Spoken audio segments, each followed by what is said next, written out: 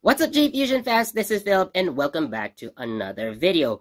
Now, this toy review is kind of like a retrospect, or more of a vintage or something like that toy review.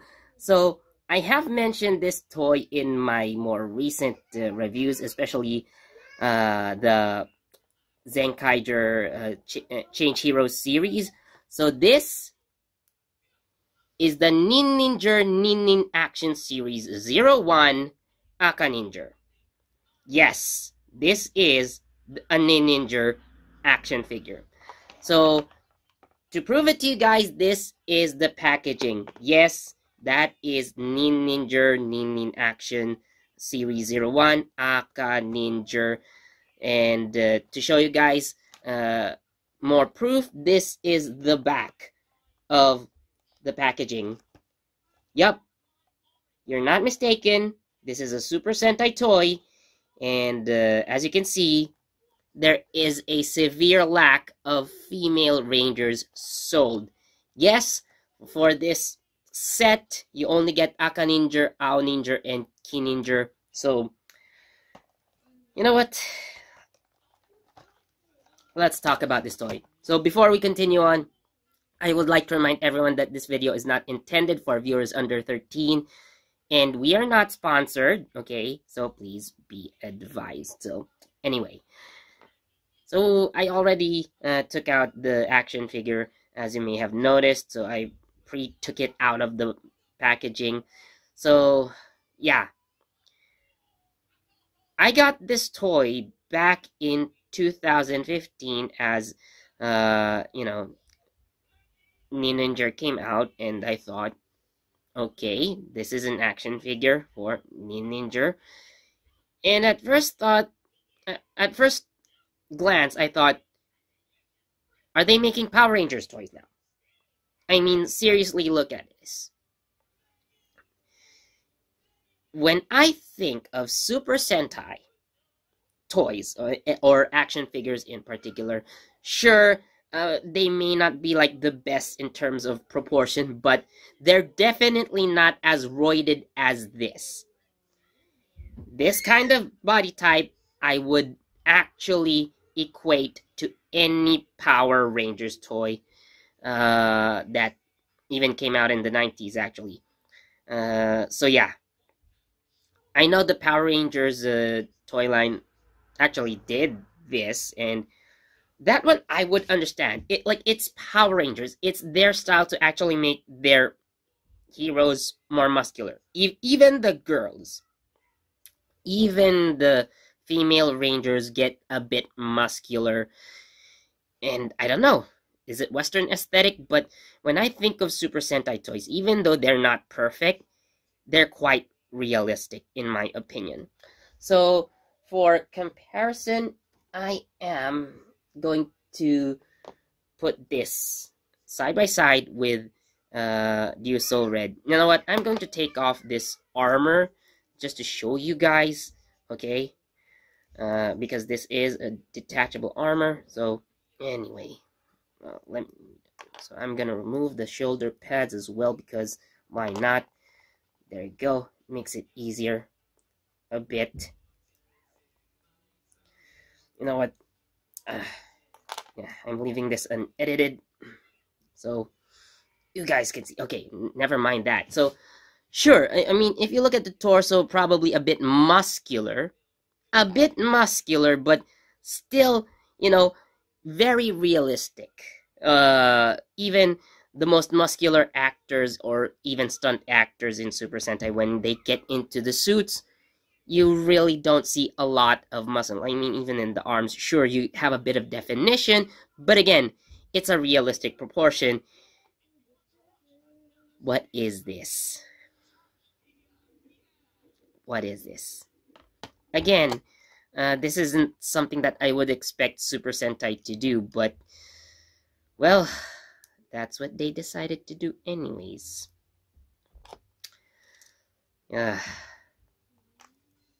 Thank you, Cole, for volunteering today. Thank you. Thank you so much. Seriously. So anyway, let's take a look at the articulation. So the head moves 360 like so. The arms, well, they have kind of a pivot right here, so it can actually go higher than 90 degrees. Looks awkward. I mean, the arms aren't even straight, which weirds me out. So they go 360 around like this. Okay, no problem. So again, you have a lot of action. So the elbows turn. Now there is, if you might see this seam around here, so that actually turns. So it's not the wrist that turns around, it's this forearm right here, just past the shoulder. So like in here, not in the shoulder, not in the wrist, but yeah, this kind of almost half the forearm turns around. No action in the waist, nothing there, none whatsoever. So can do the splits, no problem. Can kick a bit to the front to almost 90 degrees.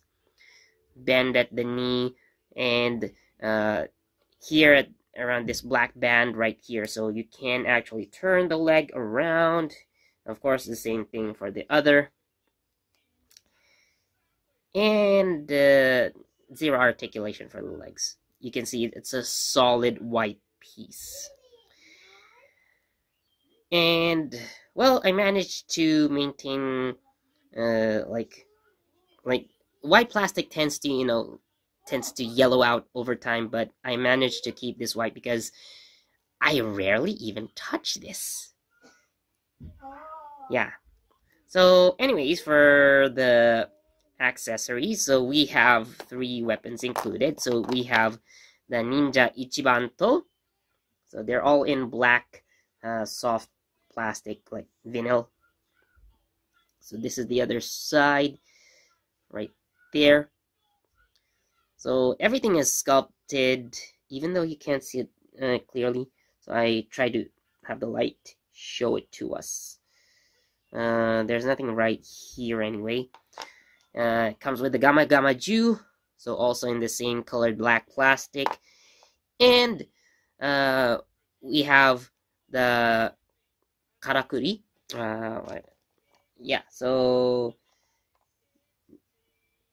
Gamma Gamma Ju, Karakuri Hengen. So this is the Katana Mode for Akaninger.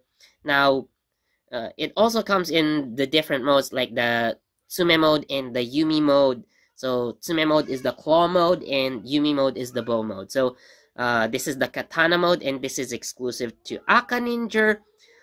The Yumi mode, so the bow mode, is exclusive to Aoninger. The Tsume or claw mode is exclusive to Kininger. So if you want them to switch out all of their Karakuri Hengens, you may need all 3. But I don't need the other 2 because they do the same thing anyways. Again, the only difference, this one. So I am going to equip the Ninja Ichibanto here. So the hands are, they're kind of malleable, so you can just squeeze the weapon right into the hand, and the grip is no problem. The grip is no problem right here. So there you go.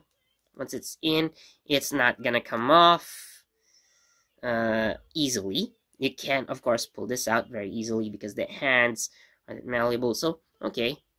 At least for the Ninja Ichibanto, it's a fine grip. So let's take a look at the Gamma Gamma Ju. I'm just going to put it on to the other hand like so. I actually have to quite open this for a bit. Like, I might have to push it to open. Okay, so it's in there. Okay, gripping Gamma Gamma Ju. So for the Ninja Ichibanto and the Gamma Gamma Ju, so it actually has no problems with that. So I just took out the Gamma Gamma Ju. Now this is the problem. So this Karakuri Hengen Katana Mode, So when you put it in the arm, so I meant for Ninninger to hold, or Akaninger to hold the weapon straight forward. And yes, that's how it is. The alignment is way off. Why? It's because of the hand grip. Like, it grips diagonally. So, yeah, so that's why it looks kind of off. Like all the other Ninninjers, or at least the two other Ninninjers that come in this set, have that kind of issue as well. So, yeah. Again, you know what, for the actual review, so the articulation is limited. I get that because it's, you know, just a children's action figure. I really did not expect much, although the predecessor for this one, which I, until now, I regret not buying. Yes, so Tokyuger's action figures had a lot more going for them. I mean, they had more realistic proportions. I mean, they do have great proportions even for that time. So the proportions were nice. They had some sort of gimmick. You know, they're like, you can change the numbers on their heads, like they can interchange.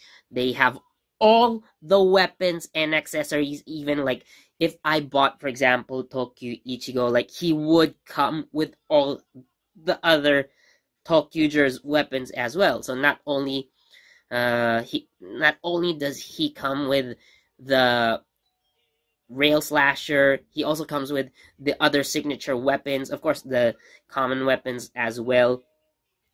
So yeah, like, there's also a lot more articulation. Like, even in the legs, you have some I think you have ball joints, like in the ankles, so you can turn the feet around and have them pose. Like, it was way better. It was way better. So, for comparison with a more modern action figure, so this is, of course, Zenkai Joran. So, I recently made a video about it. You can find it on this channel. So, here is a side-by-side comparison. So, generally speaking, Akaninger is a bit taller. So, I think 12 to 13 centimeters. I think this is about 15 centimeters. You can count that into inches if you like. So anyways, so that's their height difference. Although, seriously, like, some of the detailing is nice. Okay, like, this coloration is actually pretty good. I'm still really off by the fact that this was made to look like a Power Rangers action figure more than a Super Sentai figure. I have really mixed feelings about this, to be completely honest. In some aspects, it was good.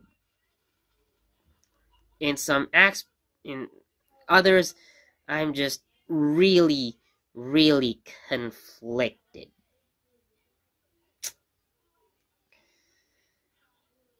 So again, like, it kind of holds up. Like, the joints haven't really come loose because, like I've said, I haven't really actually played with this that much.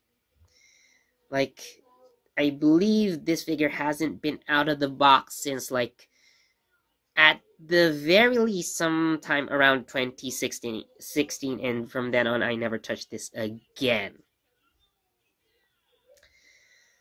So when the Udos came out, I actually played with this a lot more.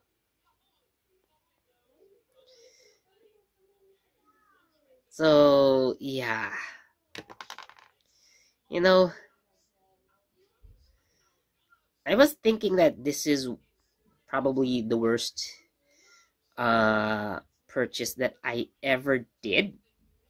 So considering the price, I believe, so for comparison, again, I got this for 1,320 yen. This was, I think, about 100 yen more expensive. So for 100 yen more expensive, like, okay, for the price, not bad, not bad. It's definitely, again, cheaper compared to its Kamen Rider counterparts back then. So I believe that, yeah, it was Kamen Rider Drive. So definitely significantly cheaper, much cheaper. But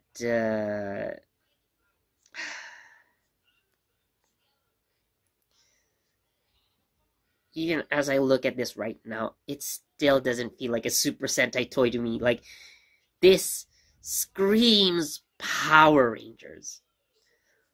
Like, again, if it was a Power Rangers figure that, like, I was holding, or if someone gave this to me, like, without the packaging, and they told me that it was Power Rangers, like as in the Ninja Steel version, I wouldn't be surprised. But if someone gave it to me in this package, and I know what Power Rangers figures generally look like, and they look roided like this, I would say, what the heck? Yeah. Even until now, I still have those vibes. I mean,